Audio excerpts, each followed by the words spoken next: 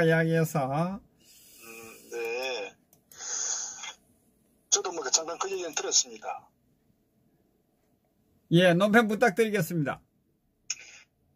아마 왜 최근에 이제 자한당 당대표 경선에 관심을 갖지 않을 수가 없냐면은, 어쨌거나 앞으로 자한당 당대표 결과에 따라서 결국 이 태극기 애국 국민들과의 어떤 관계 설정, 들어가서 우파의 어떤 방향성에 굉장히 영향을 미친다고 판단을 해요. 당연하죠. 예, 예.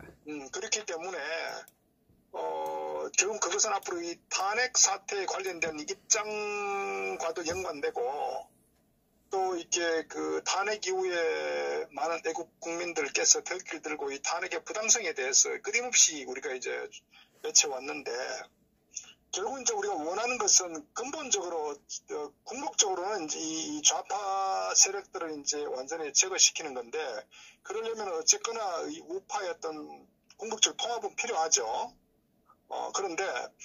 그런데 이제 문제는 이 모든 이 현 사태가 이 탄핵이 시발점이었기 때문에 그 탄핵에 대한 원인과 거기에 따른 어떤 대처 부분이 굉장히 중요하다. 그래서 거기에 어떤 종결 짓는 부분이 저는 어쨌거나 이 자한당의 당대표가 될 사람이 어떤 인식을 가지고 있느냐 하는 부분이 저는 굉장히 중요하다. 그것이 바로 어떤 의미에서 대한애국당과의 어떤 향후의 어떤 관계 설정도 그렇고, 또 지금 우파를 외면하는, 또 이 자유한국당을 비판하는 많은 애국 국민들과도 관계에 있다고 봐요. 예. 그런데 지금 현재 우리가 알고 있다시피 이 종편 언론에서는 이게 탑3라고 지금 계속적으로 띄우고 있지 않습니까? 예. 이 홍교안과 이 홍준표와 오세훈을. 예. 제가 지난번에도 말씀드렸다시피 언론은 항상 두 가지 관점에서 접근합니다. 하나는 자신들이 원하는 인물을 계속적으로 이제 띄우는 거죠. 자기들 어떤 이해와 결부되는 인물들을. 예. 그것은 우파 국민들의 뜻과 전혀 다른 철저하게 자신들 언론에 유익한 그런 인물들을 좀 상당히 정략적으로 보도하는 행태를 보이었다는 것을 알아야 되고요. 두 번째로는 현 언론은 아시다시피 민주노총 산하의 언론 노조에 의해서 장악된 언론이고요.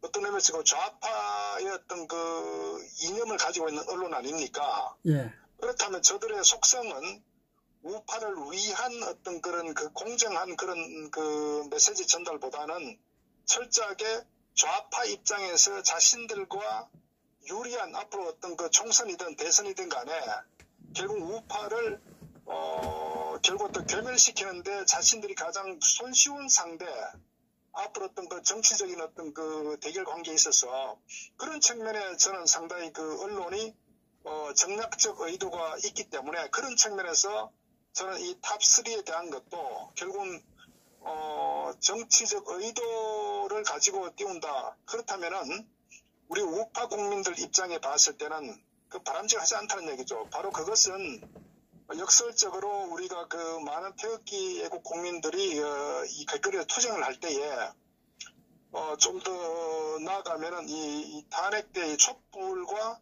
태극기 집회의 어떤 편파적인 보도의 연장선상이라고 봐요. 예. 그 이후에도 사실 수없이 많은 태극기 물결이 넘쳤음에도 불구하고 철저히 외면했다는 거죠. 바로 그것은 자신들이 두려워하는 태극기 애국 국민들의 숫자가 늘어난다는 것을 많은 국민들이 알면은 결국 반정부 어떤 투쟁에 많은 국민들이 어떤 휩쓸릴 수도 있다는 그런 두려움 때문에 결국 철저하게 외면한다는 것이 언론의 현재 스탠스다. 이렇게 판단하면 되고요. 그렇기 때문에 현재 보도되고 있는 탑3는 철저하게 우리 애국 국민들의 입장과는 저는 굉장히 배치되는 그런 상황이라고 인식하는 게 중요하고요. 그리고 관련해서 이제 저는 왜 이제 황교안 씨에 대해서 굉장히 비판적 입장을 가져갈 수밖에 없느냐 하면은 기본적으로 제가 뭐 어떤 황교안 씨 개인적인 입장에 어떤 이해관계 있는 게 아니라 말씀드렸다시피 자한당 당대표 결과에 따라서 예. 이 태국 애국 국민들의 이 앞으로 향후 진로가 너무 영향이 크기 때문에 예. 그런데 황교안 씨가 보인 그 여러 가지 정치적 그 메시지 입장들이 또 어떤 그 굉장히 애매모호한 거예요. 그러니까 우리가 그 당시 그 황교안 씨를 평가할 때는 저는 개인적으로 이 세 부분으로 나누는데 탄핵 과정에 있어서 황교안 씨가 보인 그런 입장, 그리고 그 5구 대선 이후에 문재인 정권 소위 임종석 이 주사파 세력들이 결국 대한민국 급속도로 몰락시키고 사회주의화시키는 이 친북적 행태를 보일 때, 그리고 수없이 많은 애국 국민들 또 고위 이 관료들이 결국은 그 구치소에 수감되는 이 과정에서 황교안 씨가 어떤 입장을 보였느냐.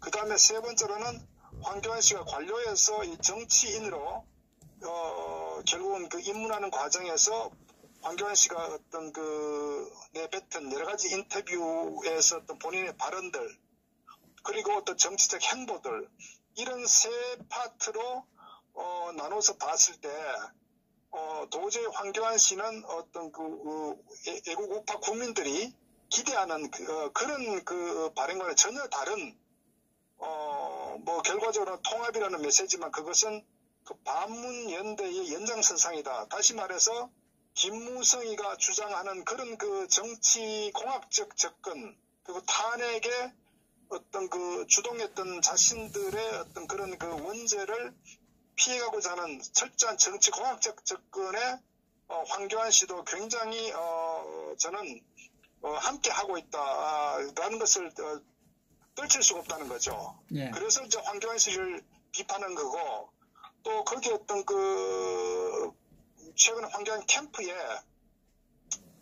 황교안 씨 캠프에 이제 그 김무성의 최측근 정성일 그 전 부대변인을 이제 그 영입을 했거든요. 예. 그것은 결국은 이제 김무성의 최측근이라는 의미는 그 과거 탄핵 시점에서도 최측근이기 때문에 정치적 어떤 방향성에 대해서 저는 상당히 깊이 개입했었다. 예. 저는 그렇게 보고 어떤 의미에서 보면 김무성이라는 작자는 원칙이 없는 자기 자신이 어떤 그 한마디 주장했다가 어떤 비판이 오면은 다시 꼬리를 내리는, 그래서 김무성의 별명이 옛날에 36시간 아닙니까? 그렇기 때문에 김무성이라는 작자는 정치 지도자로서의 어떤 덕목, 또 원칙, 나름대로 정치적 철학, 이런 게 없는 인물이다. 저는 그렇게 판단합니다. 그것 또한 그 김무성 씨의 어떤 그 지난 과거의 정치적 행태를 보면서 저는 그렇게 판단하고요. 그렇기 때문에 거기에 결국은 이제 그 정치적 행보를 볼 때 자기 최측근들과 어떤 상의하는 과정에서 저는 정치적 어떤 그 진로를 상당히 영향을 미쳤다. 결국은 이 정성일이라는 사람도 김무성의 최측근이기 때문에 제가 말씀드린 이 탄핵 과정에서 상당 역할을 했다. 바로 그것이 어떤 의미에서는 김무성과 생각을 함께 한다. 그런데 그런 인물을 황교안 씨가 영입했다. 그리고 대변인으로 임명하는 그런 상황을 또 캠프에, 결국은 그게 시사하는 바가 무엇이냐는 것을 우리가 좀 읽을 필요가 있다. 그 다음 두 번째, 또 황교안 씨가 그 남경필 이 전 경기지사, 예. 지사 그 작년 그 재작년 6.13 지방선거 때 캠프, 경기도지사 이제 선거운동 캠프에 아마 김무석 씨인가 아마 그 대변인이 있었을 겁니다. 근데 그 남경필 캠프에 있던 인물을 마찬가지로 황교안 캠프에 또 같이 영입을 했거든요. 결국은 그 두 사람의 특징이 이 탄핵 주동 세력이란 말이에요. 그리고 탄핵 주동 세력의 핵심 멤버들이란 말이에요. 그런 핵심 멤버들을 황교안 캠프에 계속 핵심적인 역할을 한다는 부분은 저는 정치적인 그 의미가 상당히 있고, 그들이 황교안 캠프에 들어간다는 것이 과연 그들 스스로가 단독으로 결정한 사항이겠느냐. 결국은 거기에 김무성과의 어떤 교감이 있지 않을 수가 없다는 겁니다. 그리고 또 제가 이 보도를 통하면은 이 황교안 씨가 이 자한당 입당하기 전에 김무성을 만났다는 얘기도 저는 그 보도를 접한 부분이 있어요.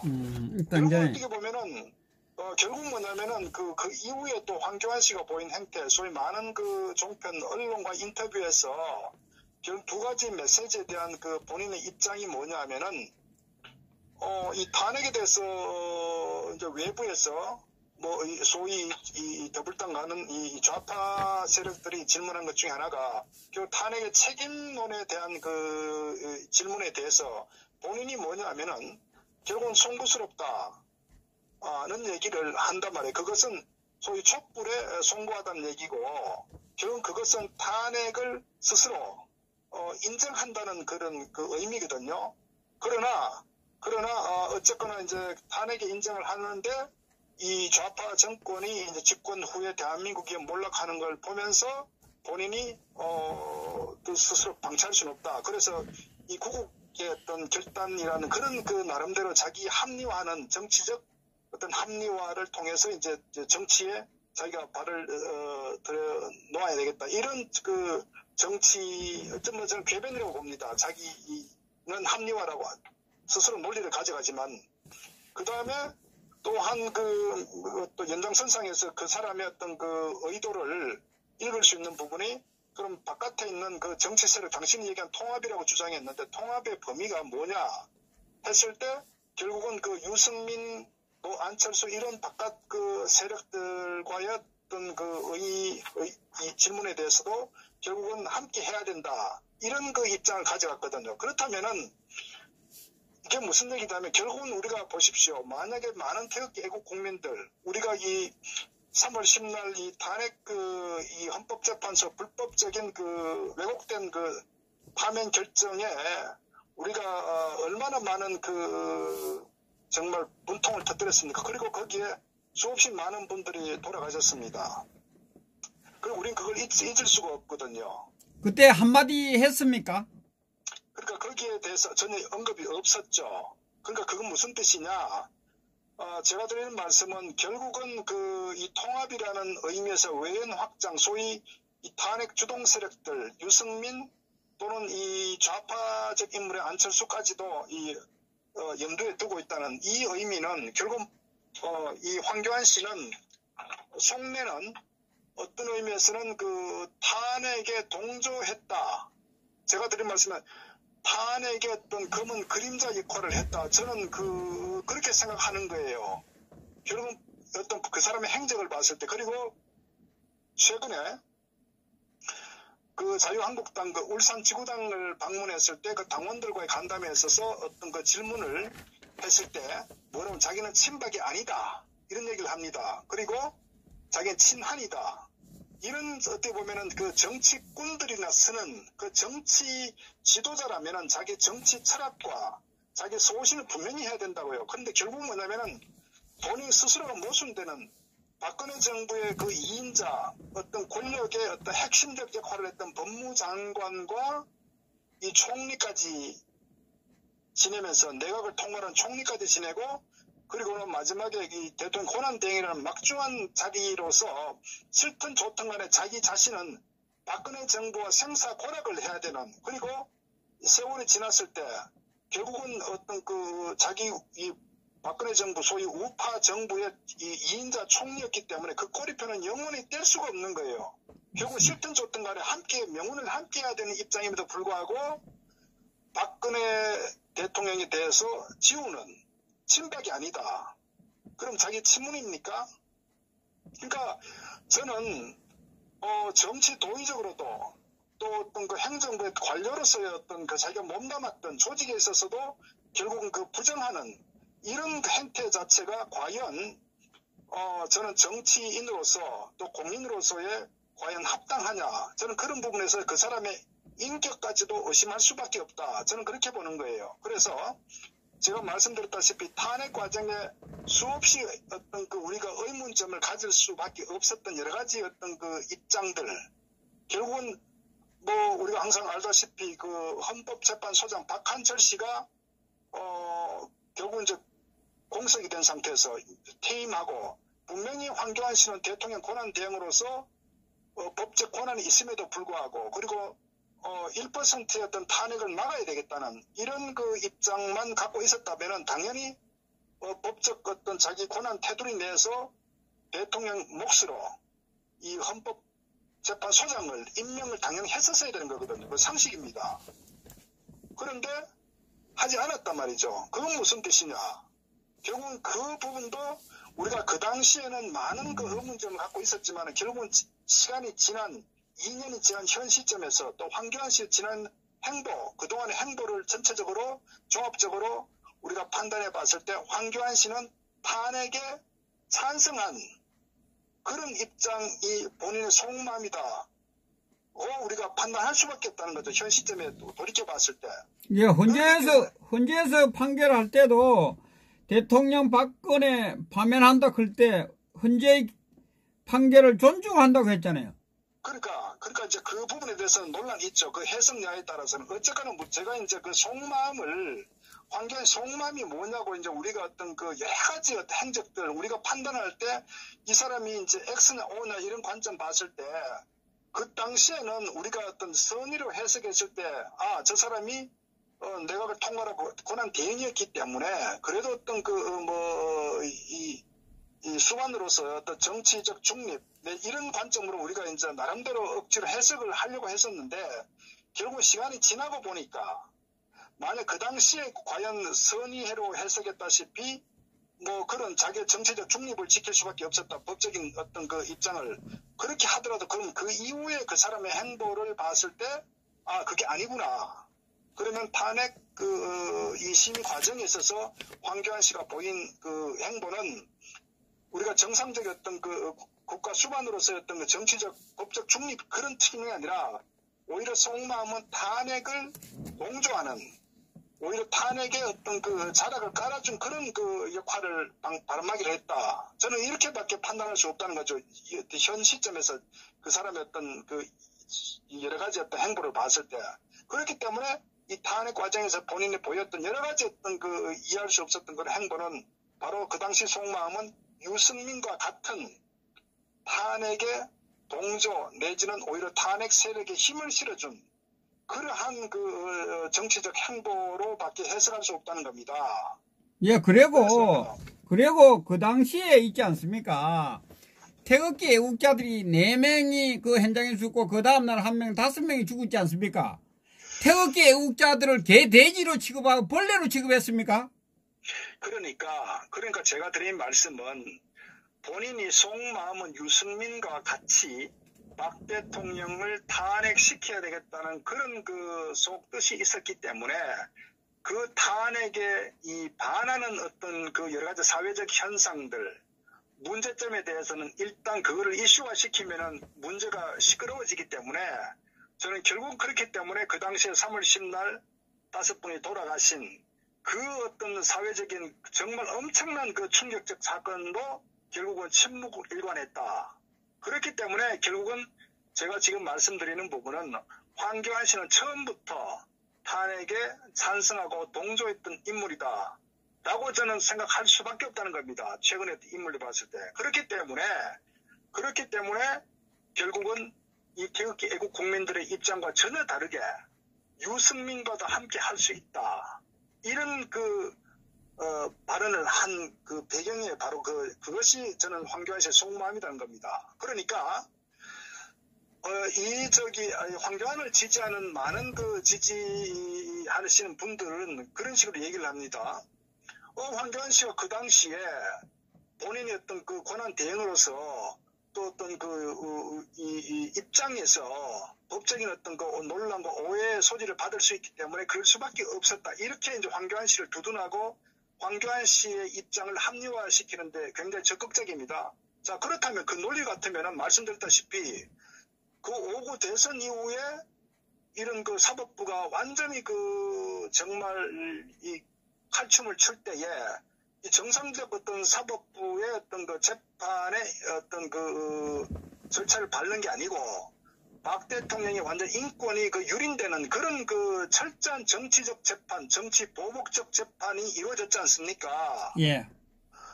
그러면 최소한도 그 논리 같으면 그 당시에도 박 대통령 우리 그 구속 연장되는, 그러니까 그 당시에 정치 재판화돼 있다고 박 대통령 거의 보이콧을 했지 않습니까? 예. 그러면 본인이 그 법을 전공한 참 평생 법을 갖고 먹고 산 사람이란 말이에요. 참 평생을. 그러면 그 당시에 이건 재판은 잘못됐다. 이 재판 절차가 잘못됐고 이거는 인권을 유린하는, 이거는 사법부에 굉장히 심대한 그 오점을 남기는 거다. 이렇게 최소한도 자기 자신이 거기에다가 발언을 해야 되는 게 그 사람의 정정성이 느껴지는 거라고요. 그런데 황교안 씨는 아무런 말도 하지 않았다. 침묵을 지켰다고요. 그러면서 고작 한 게 교회 가서 간증하고 젊은이들과 대담했다는 거거든요. 그것이 얼마나 이 사람의 어떤 속마음이 어디에 있다는 것을 저는 단적으로 드러낸 것이다. 그래서 황교안은 맹목적으로 지지하는 사람들은요, 이 한 개인을 지지할 것이 아니라 그 사람의 어떤 그 정치 철학, 그 사람의 소신, 어떤 가치, 그 사람의 정치적 행보, 이것을 보고 과연 그런 사람들이 정치의 지도자가 될 수 있을 것이냐, 특히 우파 지도자가 될 수 있을 것이냐, 그 사람의 목소리가 중요하다고 마치 하늘에서 뭔가 새로운 백마를 타고 온 사람처럼 이렇게 인식할 것이 아니라 냉정하게 정확하게 그 사람이 보이는 어떤 행보에 대해서 실체를 우리가 깨달아야 된다. 저는 그걸 좀 주장을 하고 거기에 맞춰가지고 과연 그럼에도 불구하고 황교안 씨에 대해서 지지할 가치가 있는지, 과연 그 사람이 대한민국의 어떤 그 우파 국민들, 대한민국 국민들을 생명을 보장할 수 있는 인물인지, 또는 제2의 반기문, 제2의 고원처럼 어떤 정치적 변화가 왔을 때 어떤 입장을 보일 것인지, 저는 그런 관점을 종합적으로 판단해서 맹목적 지지는 굉장히 위험하다. 어쨌거나 제일 중요한 것은 사람이 어떤 그 정치든 뭐든 하기 전에 가장 중요한 게 저는 인간의 덕목이라고 생각해요. 우리가 사람과 사람 관계에 있어서 신이라는 건 너무나 중요합니다. 제가 지난번 오세훈에 대해서도 얘기했지만은 인간적 신의가 없는 사람은요, 정치적 신의도 과감히 배신해버린다고요. 사소한 어떤 인간관계를 하찮게 생각하는 인물은요, 결국 국민을 자기의 어떤 그 정치적 유불리에 따라서 냉정하게 버린다고요. 저는 그렇기 때문에 황교안 씨가 보인 행보, 지난 2년간 탄핵 시점부터 지금까지 했던 행보, 그리고 스탠스를 정치인이라면은 명확한 자기 정치적 입장을 분명히 밝혀야 됩니다. 그것은 자기 자신의 정치적으로 유불리를 따지면은 표현을 못 밝힌다고요. 왜? 애매한 상황에 대해서 질문을 했을 때 피해간다는 것은 결국은 자기 정치적 소신이 없다는 거라고요.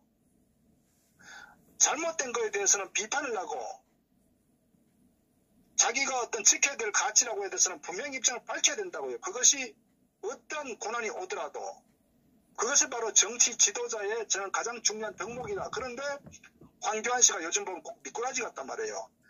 이 언론에서 애매한 질문을 하면 굉장히 두루뭉술하게 미꾸라지처럼 피해간다고요. 그것은 정치 지도자의 저는 입장이 아니다.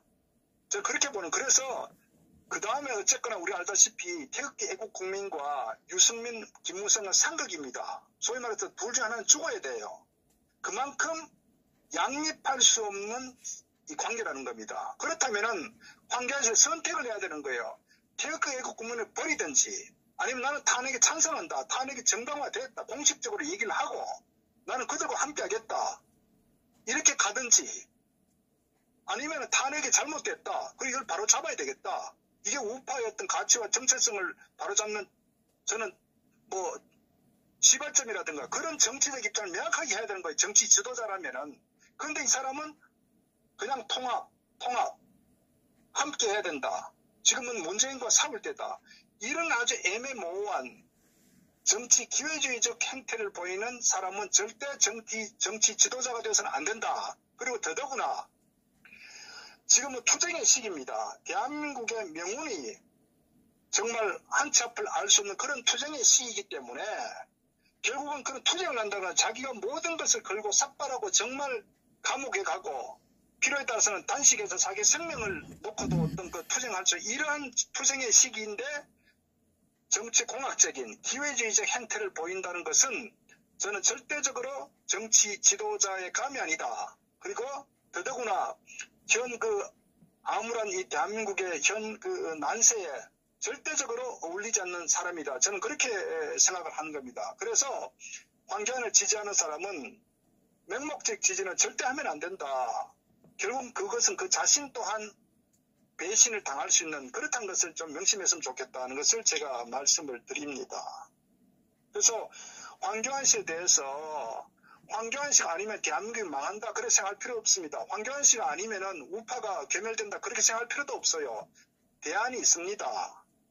그 대안은 이 탄핵의 어떤 그 불법 탄핵을 바로 잡겠다는 사람, 그리고 이 기회주의 차제 정치 세력들 완전히 정치계에서 퇴출시키겠다는 그런 강력한 그 의지, 그리고 투쟁에 있어서 정말 모든 걸 걸고 전면 투쟁하겠다는 이런 그 임무를 현재 이 보수 우파 어떤 지도자로 또 새로운 대표로 저는 지원을 해야 된다 이렇게 생각합니다. 그것이 저는 우파가 통합하는, 또 더 확장해서는 언제 이 기억계곡 국민들 또 이 흩어진 예국 국민들 마음을 달래는 저는 시발점이기 때문에 자한당의 당대표를 뽑을 때는 그러한 관점에서 철저하게 좀 인식했으면 좋겠다. 그리고 애매모호한 앞으로 검증할 시간이 있겠지만 그때 반드시 저는 예를 들어서 이 개혁개국 국민들의 현장에 나온 것은 탄핵 부당성을 바로잡기 위해서 나왔다. 그런데 탄핵한 주동 세력이 있다. 이 둘 쪽에서 당신은 어떤 선택을 할 것이냐. 이런 직접적 질문을 해가지고 빠져나갈 게 아니라 거기에 대해서 명확한 그 해답을 요구를 해야 되고, 거기에 따라서 저는 그 사람의 어떤 그 정치적 이 가치나 입장을 소신을 보고 저는 그 명확한 어떤 표명을 할 필요가 있겠다 이렇게 말씀을 드리고 싶습니다. 저는 이렇게 이제 오늘 보니까 우리 태극기 국민들이 그렇게 5분이 희생이 됐는데도 아무 소리도 못하는 그런 사람이 무슨 지도자입니까? 그것만 봐도 인간적인 측면에서도 지도자로서의 책임자로서의 어떤 그 역할을 다 하지 않았기 때문에 당대표가 돼도 그 태극기 국민들은 함께 할 수가 없습니다. 결국은 그 이야기는 이 보수 우파를 분열시키기 나왔다고 밖에 볼 수가 없겠습니다. 제가 들어볼 때는. 그것은 황교안 씨의 속마음은 탄핵에 찬성했다는 것을 반증하는 겁니다. 바로 그것이. 본인이 탄핵의 반대 입장 또는 중립적 입장에서 엄정한 법치를 만약에 입장 갖고 있었다면은 백만기 같은 정말 데모하다가 그렇게 본인이 스스로 어떤 목숨을 그렇게 포기한 그런 인물 같은 거에 대해서 온 나라가 뒤집어가지고 마치 정말 어떤 인물로 됐습니까? 의인처럼 이렇게 온 나라가 떠받들고 경찰청장이 사과하는 굉장히 법치가 무너지 이런 부분에 대해서는 오히려 침묵을 지키고 정말 어떤 이 헌법 잘못된 이런 탄핵을 투쟁하기 위해서 애국운동 하시다가 돌아가신 분에 대해서는 침묵을 지키는 이건요 저는 후대에 반드시 저는 재평가될 것이고 여기에 침묵했던 황교안 씨는 저는 그 사람의 어떤 자신에 대한 어떤 그런 실체에 대해서 저는 역사적 심판을 받을 것이다 저는 확신합니다. 그래서 황교안 씨는 자기 스스로가 저는 특히 가장 또 굉장히 어떤 이 종교적으로 본인이 아주 독실한 크리스찬 아닙니까? 그렇다면 더더구나 그렇다면은 본인이 믿는 하나님에 대해서 부끄럽지 않은 그런 행동을 하기를 바란다. 저는 황교안 씨 그렇게 좀 말씀을 드립니다. 함께 할 수가 없네요. 태극기 국민들하고는 함께 할 수가 없어요. 보수의 정체성하고는 좀 맞지가 않습니다. 제가 황교안 씨한테 마지막으로 왜 그러면 황교안 씨가 그런 마음을 가졌을까? 제 스스로 추측한데요. 저는 두 가지 이유 중에 하나라고. 첫째는 박 대통령 왼수가 졌든지 정말 철천지 왼수가 졌든지 아니면은 이해할 수가 없다는 거죠. 그런데 우리가 하나 그 인식해야 될 게 12월 초에 결국은 이 JTBC 태블릿 PC의 어떤 완전히 온 나라를 뒤집을 때 그때 결국은 이제 이 김병준이를 결국은 이제 그 총리 후보로 임명을 했단 말이에요. 그때 거기서 결국 황교안 씨가 본인과 상의 없이 문자 메시지를 받았다는 거기에 격분을 해서 바로 1시에 총리 이침식하라고 총리실에다가 지시를 했다는 겁니다. 한 거 아닙니까? 예. 결국은 그것을 우리가 황교안 씨의 단적인 그 사람의 속마음을 우리가 알아야 되는 거예요. 결국 황교안 씨가 굉장히 점잖은 척하지만 소위 말해서 감히 박근혜 내가 내 자존심을 건드려? 이런 그 스스로가 굉장히 모멸감을 느꼈다는 그런 저는 생각 외에는 그 이유 외에는 도저히 해석할 수가 없다는 겁니다. 바로 그것이 황교안 씨의 속마음이고 실체다. 그래서 황교안 씨는 대통령 탄핵을 당함으로써 대한민국이 정말 위기에 빠질 수 있다는 이 국가적 어떤 난국이 될 수 있다는 그런 어떤 판단을 할 수 있음에도 불구하고 자신의 사사로운 정말 어떤 이 총리 지명에 대한 문자 받았던 그 부분 사적 감정이 국가적 대사 공적인 일보다 훨씬 앞섰다. 저는 그 외에는 이해할 수가 없는 거예요. 황교안 씨 본인 행보가. 그렇기 때문에 황교안 씨의 어떤 인물 실체에 대해서 우리가 접근할 때 보면은 그 사람은 국가보다는 자기 자신, 감정, 그리고 겉으로는 점잖은 척하지만 속으로는 정치꾼보다도 훨씬 더 고도의 어떤 정치공학적으로 접근하는 인물이다. 굉장히 이중성의 인물이라는 것을 저는 황교안 씨의 행적을 보고 그렇게 생각하지 않을 수가 없다는 겁니다. 그것이 황교안의 실체다. 이것을 제가 말씀드리는 겁니다. 그러니까 우리 박근혜 대통령이 한 사람으로부터 배신당했다고 그랬잖아요. 거기에도 자유로울 수는 없나요? 저는 그거는 나중에 시간이 흘러가지고 아마 드러날 거라고 보고요. 어쨌거나 거기에 해당되는 사람은 저는 굉장히 많다고 봅니다. 그러니까 여러 사람이 그런 데고 있죠. 예. 네, 그래서 어쨌거나 이 황교안이라는 인물에 대해서는 황교안이가 당대표가 되면은 태극기 애국 국민과는 영원히 결별한다. 원수가 될 것 같은데요? 그럴 수밖에 없죠. 결국은 현재 김무성과 가까이 하고 유승민과 가까이 한다고 했을 때 어떻게 양립이 가능하겠습니까? 그래서 저는 그런 인물이 황교안이라는 것을 혹시나 태극기를 들은 애국 국민들께서 황교안을 지지한다고 했을 때 지지할 명분이 있어야 되고 그 사람은 절대 속으면 안 된다. 결국은 어떤 의미에서 보면은 황교안이는 김무성의 아바타가 될 수 있다. 그래서 황교안이가 또 언급한 게 뭡니까? 대통령 권한의 어떤 굉장히 지나친 비대화가 있기 때문에 개헌이 필요하다. 이런 부분 자체가 결국은 김무성이 주장했던 이원집정문 내각제 이런 연장선상에 있다는 겁니다. 저는 그래서 꼭 지금 보면은 반기문이가 그 당시에 대권에 도전할 때 이 주변을 둘러싸고 있는 정치 세력들, 내각제 추진 세력들과의 어떤 관계, 그 부분이 결국은 제2탄이 도래하는 것 아닌가, 이런 저는 의구심을 떨칠 수가 없다. 그래서 결국은 정치꾼들의 속으면 안 된다. 그래서 이번 자유한국당 당대표 경선에는 저는 개인적으로 가장 적합한 인물이 그래도 저는 김진태 의원 아닌가, 이런 개인적 생각을 해봅니다. 김진태 의원이 오늘 특검 회의되고 선거 무효라고 이야기했죠. 당선 무효라고. 저는 그래서 왜냐면 우리가 이제 오늘 시원하게 정론관에서 브리핑을 하는 것 같더라고요. 네, 저도 최근에 와서 그나마 좀 시원하게 이야기하는 것 같아요. 예. 네, 저도 결국 뭐냐면 우리가 이제 많은 그 투쟁을 합니다. 국민들께서 투쟁을 하는데 결국 이제 결과가 우리가 원하는 바를 이루어야 되거든요. 그런데 결국 현재 이 우리 앞길을 가로막고 있는 자유한국당의 어떤 혁신적 어떤 개혁과 변화가 있어야 됩니다.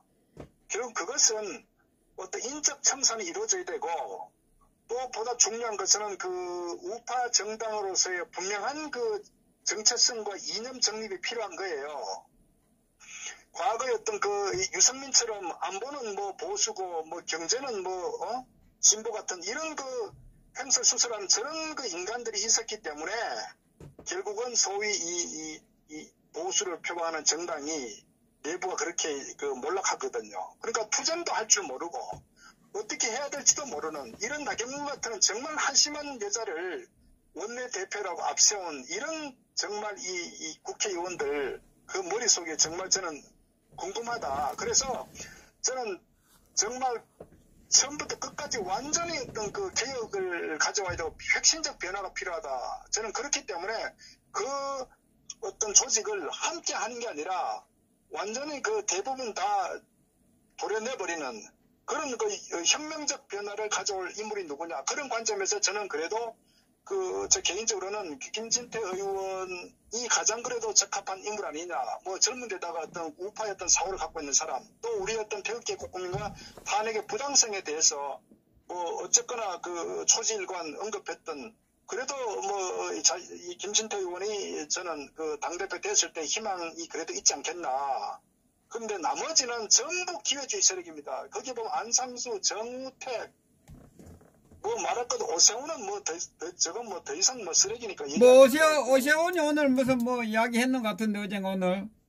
그 오세훈도 제가 뭐 그저께 말씀드렸다시피 천하의 어떤 그 정치 폐륜화입니다. 인간 폐륜화가 오세훈입니다.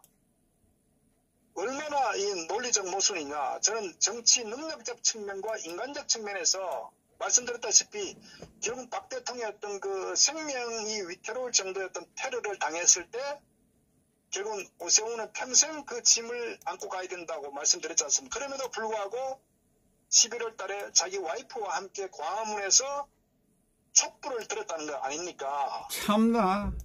그게 상상이 갑니까? 우리가 인간으로서는 이해할 수 없죠. 그것이 바로 오세훈의 실체입니다. 그런데 그 신세진 것을 갚는다고 이야기했다고요? 그 무슨 말이에요 도대체? 결국 무슨 자기가 신세에 졌는데 박 대통령을 넘고 가야 된다.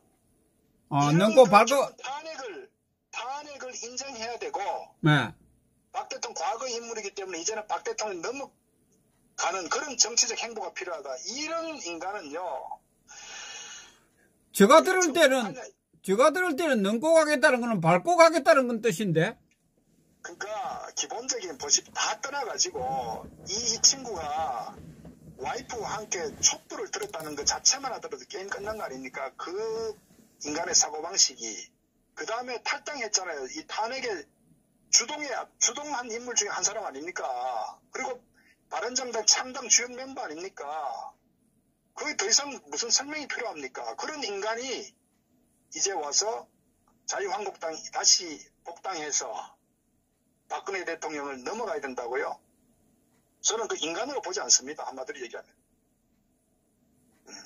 그래서 제가 드릴 말씀 현재 당대표라고 나와 있는 인물 중에서 정말 옥석을 구분해서 이번에 어떤 대한민국의 어떤 명운이 걸릴 정도로 중차대한 대표 경선이기 때문에 저는 이 부분에 대해서 온 국민이 관심을 갖고 아닌 인물은 과감하게 제거를 시켜야 되는 그런 저는 국민들이 좀 관심을 가졌으면 좋겠다는 것을 말씀드립니다. 뭐 선택은